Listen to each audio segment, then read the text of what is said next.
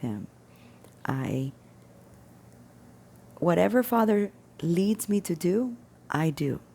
So this is what God's been leading me to do, to go get to. So in the beginning, we were separated. We couldn't be around each other. Like God interfered, or he allowed Lucifer to interfere. Okay. So the GM, Will, he he has fired men who have shown an interest in me. And when a young boy shows an interest in me, he changes with the location of where that young man works. So there's a young man who started who is friends with Ben. And God gave me a snippet of why this young man had come to work for the store. He used to work for the store 6 years ago. I'm like, why all of a sudden is he back? And he says, it's a test. I'm like, a test? A test of what? Well, Ben wanted to know if I would be faithful to him or if I would go off with his friend, because his friend is a handsome man. He's young, though. He's 25. I'm like, no. I made that mistake once before. I'm not doing that again.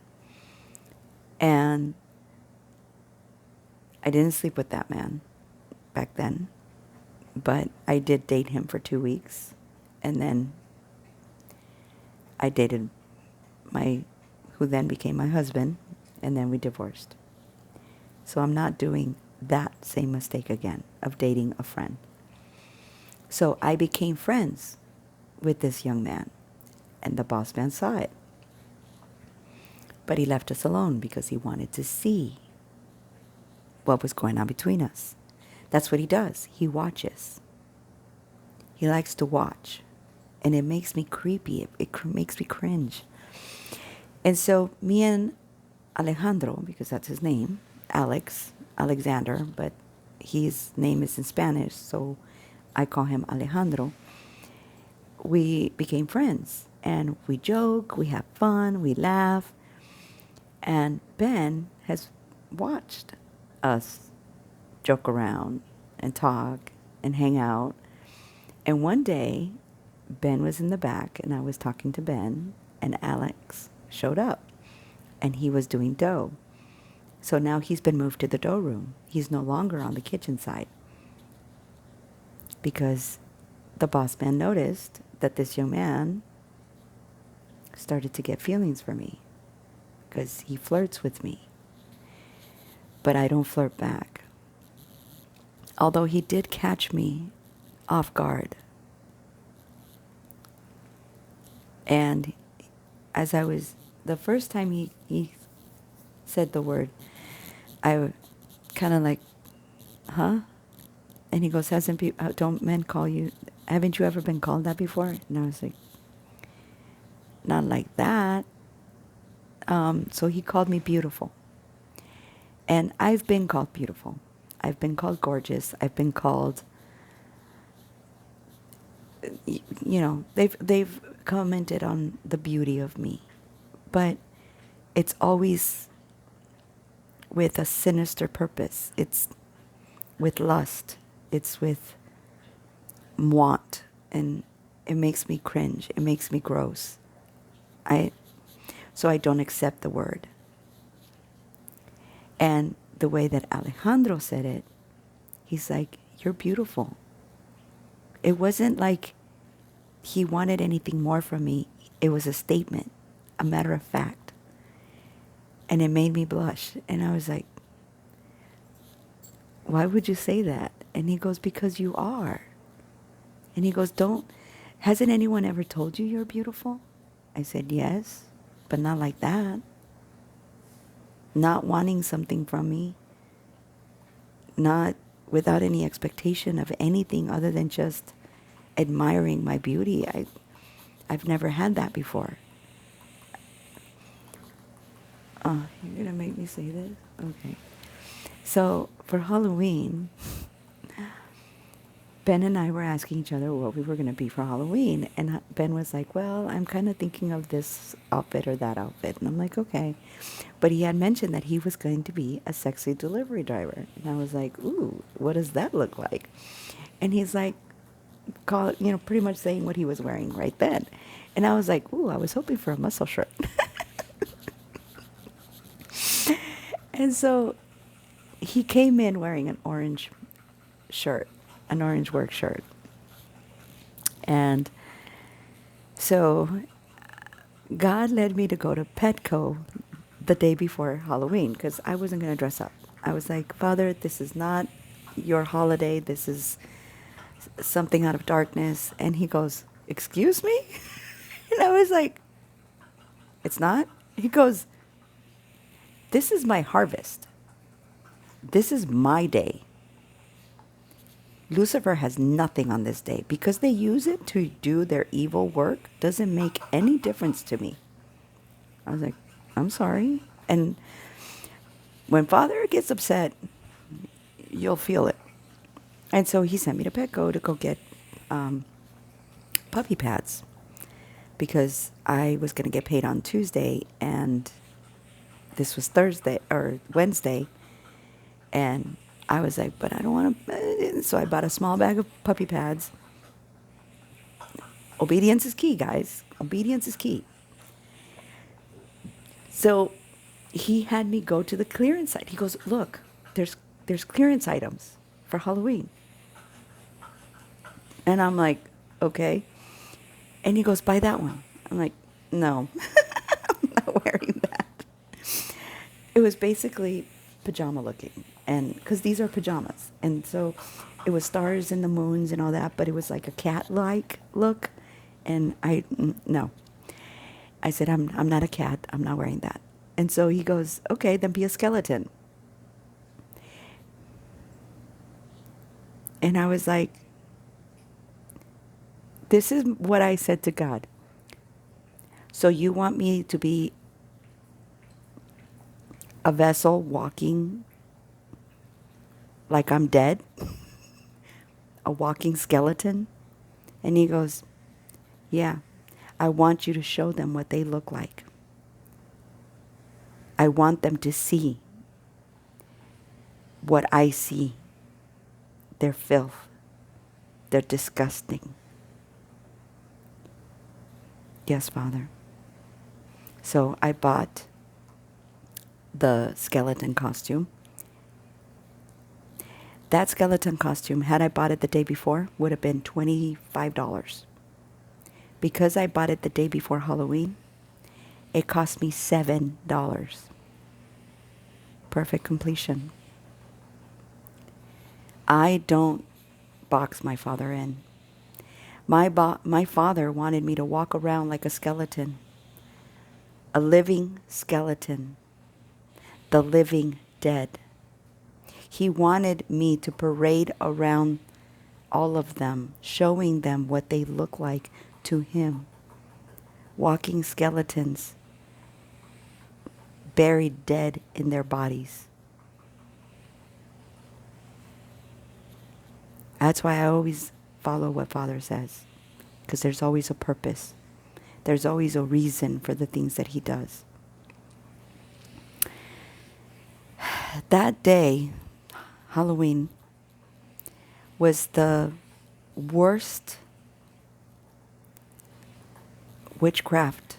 Like the pressure, the oppression, the rattling of the house, the rattling of the bones. I mean, this is when I got the dream. I got the dream about the monsters outside of my room, of my space. And I could hear them. They were growling and they were pounding on the walls. And I was just sitting there in my room, in my space, because it wasn't a room, it was a space, kneeling, praying. And the room was dark. And suddenly, I opened my eyes and the room was as bright as it is right, well, no, brighter than it is right now. There was no shadow at all. And I went to work and every single man that was the Walking Dead looked at me, and they didn't see the skeleton. They basically were undressing me, and then I felt kind of grossed out. I had clothes underneath. Okay, it wasn't like I was parading around in just a pajama. I had clothes underneath. I was wearing jogging pants and a t-shirt, so I was fully clothed. And as soon as the day was over for work, I took it off, and I was gonna throw it away, and God said, "No, put it in a bag." And I was like, "Okay." And I'm glad I did. I'm glad I listened, because when I had put money in my pocket, I didn't put it in my pocket. It ended up falling into the pants, into the suit I was wearing. So had I thrown it away, I would have thrown away $8. Yeah. So listening to Father is key. I didn't want to bring it home. I wanted to throw it away, and God said, "No, bring it home." And then when I brought it home, He said, "Okay, now you can throw it away." So the next day, because I had written a text to Ben saying that he reminded me of a pumpkin, and I said, "So at midnight, did you turn back?" I said, "I saw you wearing orange, and I meant to ask you what you were dressed up as." I said, "It kind of reminded me of the pumpkin." I said, "So at midnight, you turned back into a sexy delivery driver?" And he goes, "Well," and I said, and I said, "But you know what? You look sexy in anything you wear." So the next day, he was wearing all brown, still in the dress code of the store. And I looked at him, and I said, "UPS is delivering today?" And he goes, "Yes, they are. Yes, I am." And I was like, "Oh my goodness, Father." the, the prophetic words, I swear. It just, sometimes He catches me off guard, because I don't think about it. I just go with the flow. And when it happens, it's like, "Oh, wow, okay, that's okay, okay." So,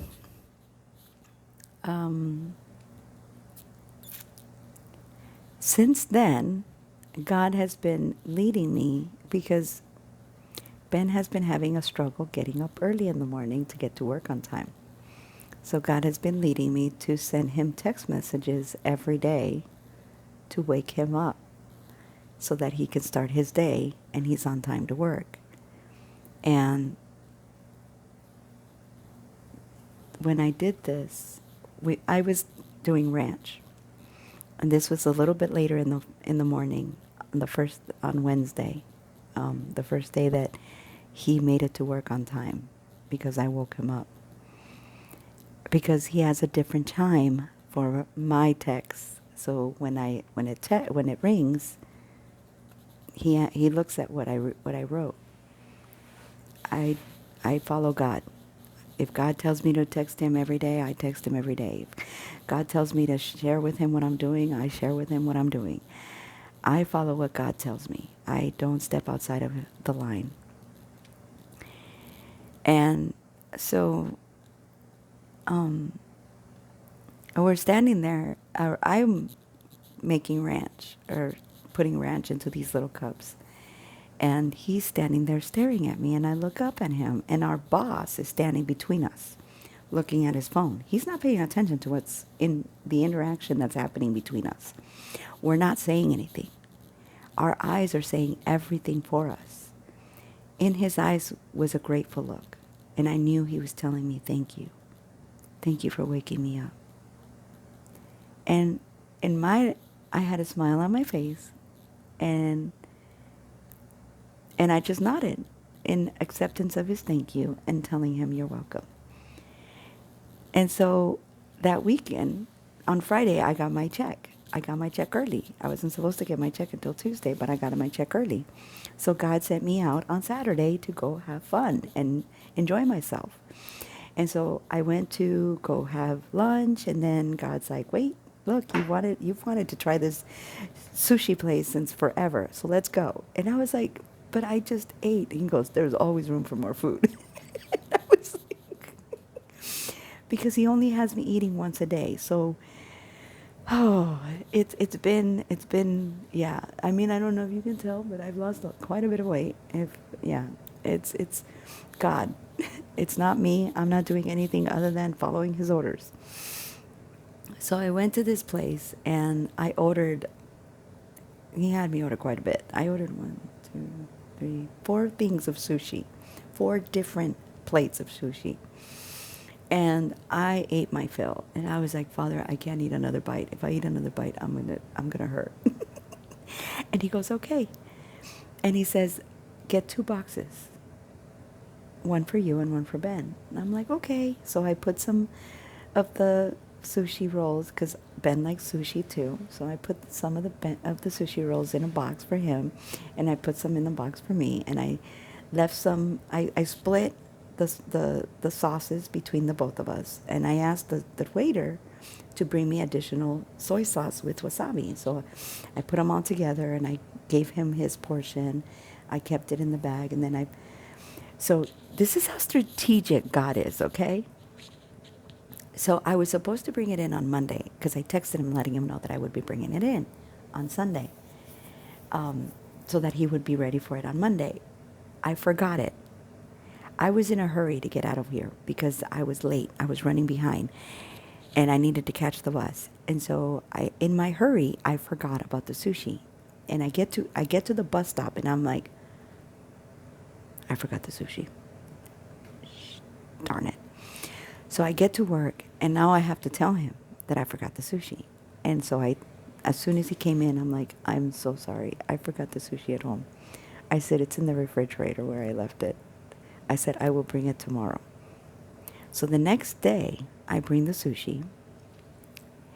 And I didn't know. I just left it in the bag for him.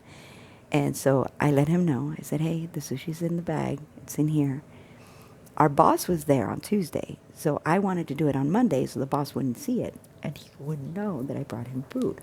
Because he knows that when he sees that bag's for him because it's food. And he gets mad, and then he treats us both like his boot. And so I go and I told him where it's at, and he goes and looks. And he sees the bag, and he's like, okay, there it is. And I sent him a text when I left from work, and I said, don't forget the sushi, and I'll see you in the morning. Have a good night. And so the next day, he came in on time, and I went up to him and I said, so I walked around the corner and I came to talk to him, and I was like, so how was the sushi? He was like, it was good. And then he started talking to me about some of the ingredients. He goes, was there caviar in one? I'm like, you know what? Yeah, there is. And he goes, was there lobster roll in another one? I'm like, yep. And he's like, yeah, it was good. He goes, I didn't get out of work until 11 o'clock at night. And no, he said, 11 o'clock. So he was charging. He had to go take his car to a charger because it's an electric car. And he, I'm not sure why Father is having me share this much. Okay, I don't know, but there's a reason. Oh, there's always a reason. So he stayed out until midnight, and he goes, so this was a great snack. He goes, I was just sitting there waiting for my car to charge, and because of that, I had, something to eat and hold me over until I got home. And he goes, and it was delicious. Thank you. I said, you're welcome. And it's because I've told him that I am the connoisseur of sushi. Like, I've eaten sushi everywhere I've gone. I mean, everywhere. There is not a place I haven't visited that I haven't eaten sushi at. And it's, yeah. Any city, any state that I visited, I always go eat sushi because I want to try it. I want to know what it's like in different places and, kind of get the sense of what really good sushi is. And he had, for his first taste of what it is to have sushi Diana style. So When I got home that day on Wednesday, I was laying in my bed and I was just talking to God about the day and just kind of getting through understanding like what it was that that we were, what happened. And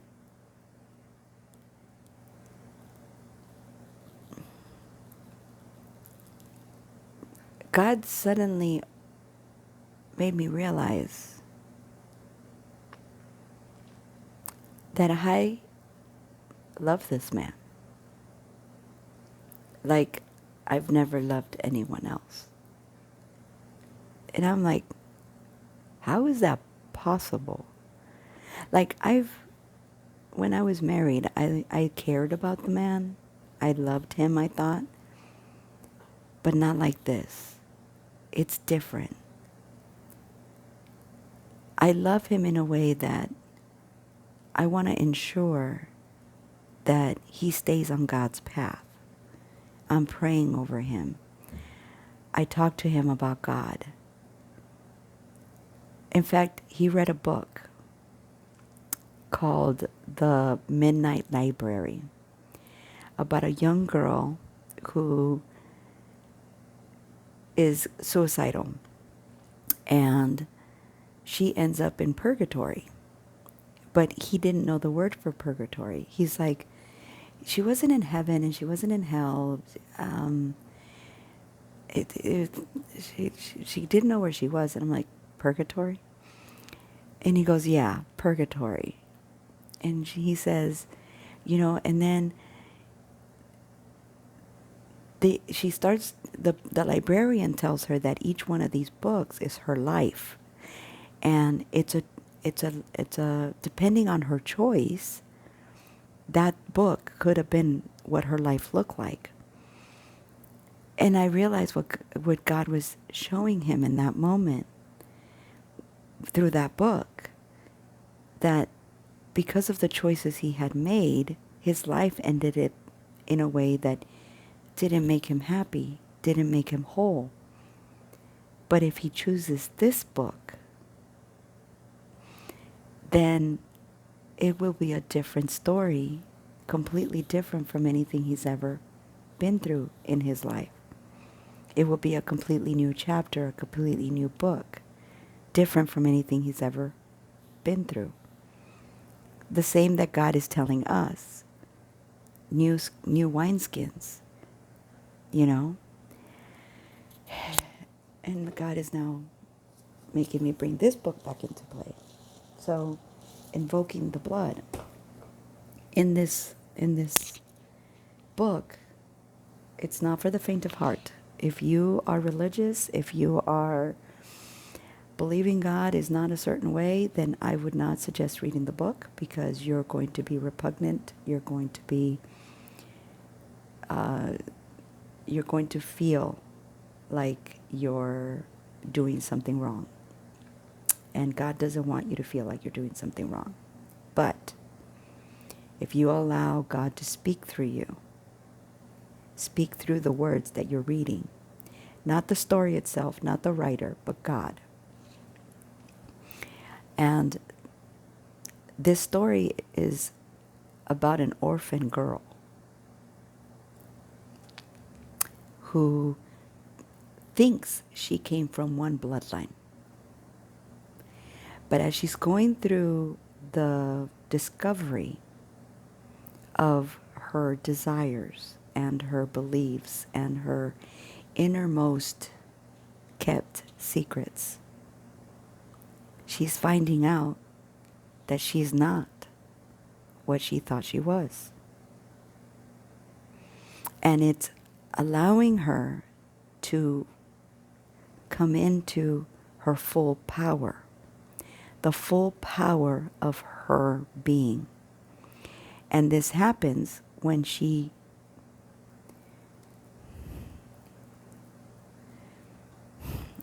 begins to unite with the man she was created for, she was fated for.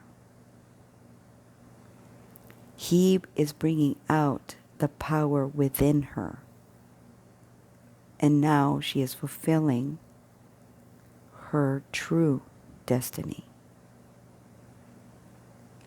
Yes, there is sexual things in there, and there's things of the world, but God has to put those things in there so that only the true children of God, the true followers of God, will have the eyes to see and the ears to hear what he is saying through those words. Because it is a man and a woman who through their union recognize their true power, their true calling, their true path.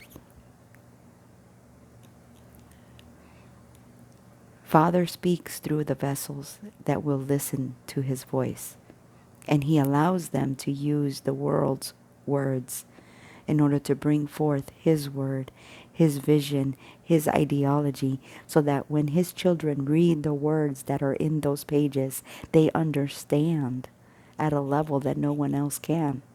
That is why God said, no one understands my word except my sheep, because they know my voice.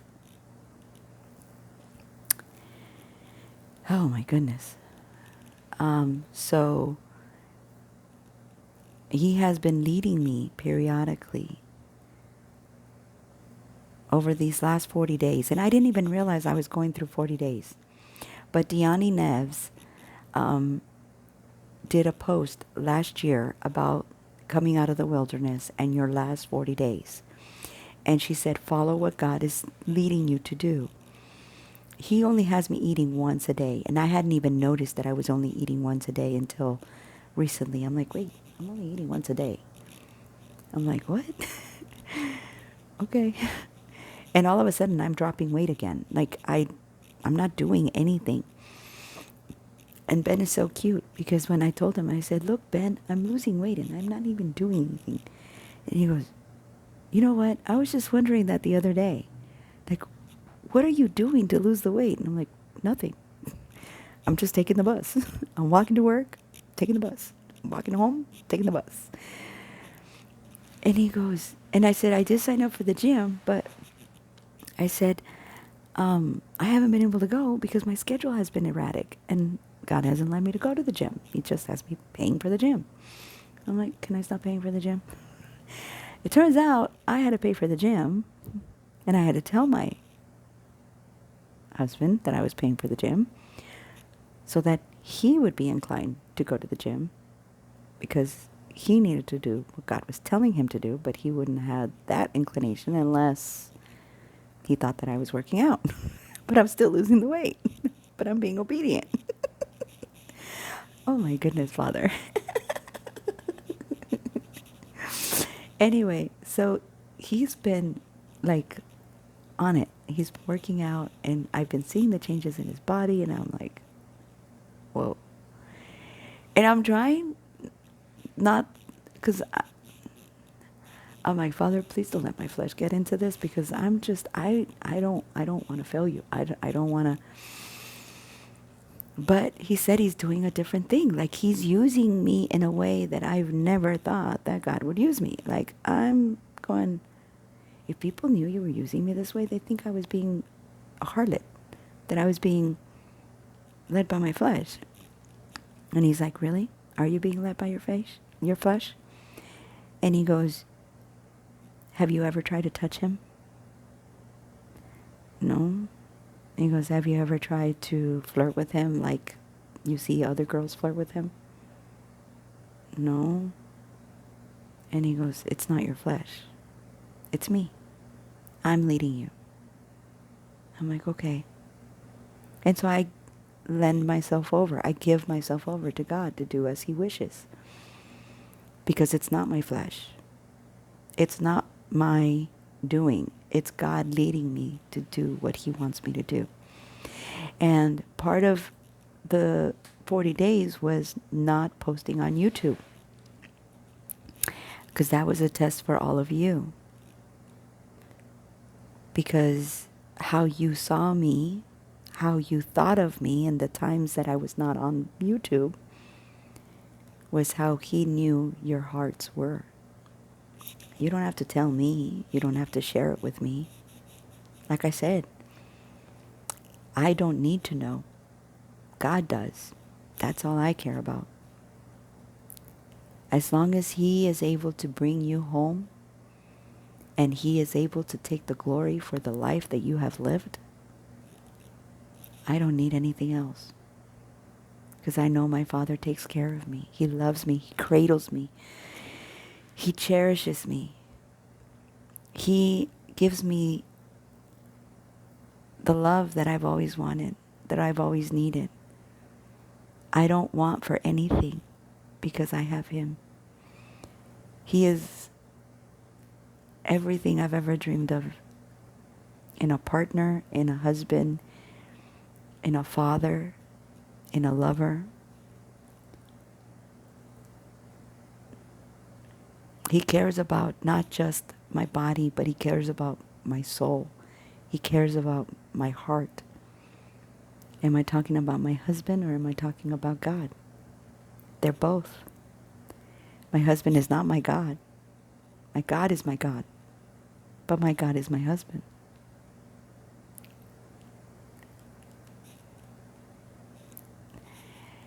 And God is bringing us full circle. For the instructions to the disciples are now. He is going to be sending us out as sheep among wolves. We have to be wise as serpents. We have to see. We have to discern. I could have very easily barked back at this woman, responded to her bitterness, responded to her ugliness. Instead, I chose kindness. I chose love.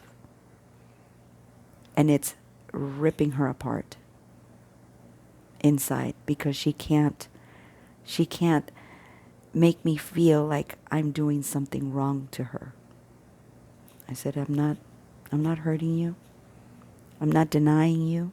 I'm trying to help you. She told me yesterday that she has been offered a job at Ross. And she goes, I know you can't tell me what to do, what choice to make, but what do you think?